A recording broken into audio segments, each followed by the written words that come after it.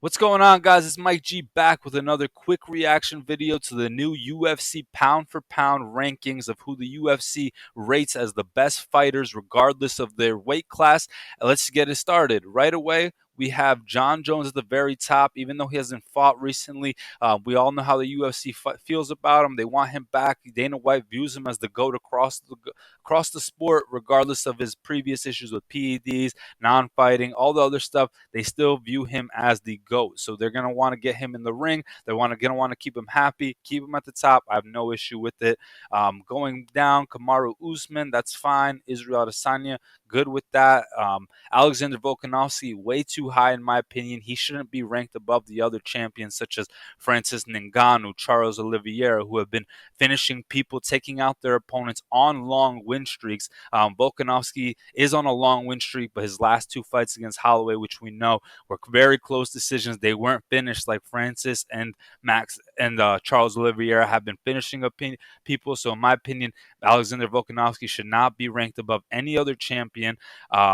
Dustin Poirier as well should not be ranked above Charles Oliveira. Oliveira is the champion in that division. I get Poirier, I get everything he's done in the division, but in my eyes, becoming champion and having that stature of overcoming adversity in that fight with Michael Chandler, especially, earns Oliveira the notch above Poirier. So if I can adjust those two, I would definitely have him above there.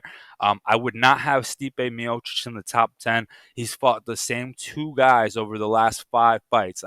He hasn't really done. He's an excellent heavyweight. He's probably the greatest heavyweight of all time. He deserves all the recognition. But right now, over his last couple of fights, he has not been very dominant. He hasn't been finishing people the way these other guys have. I would actually put Robert Whitaker above Stipe. I would put I would put Brandon Moreno, a champion, above Stipe Miocic. And one thing that I really want to touch on is the fact that we have a champion, Aljamain Sterling, not even in the top 10, not even in the top 15.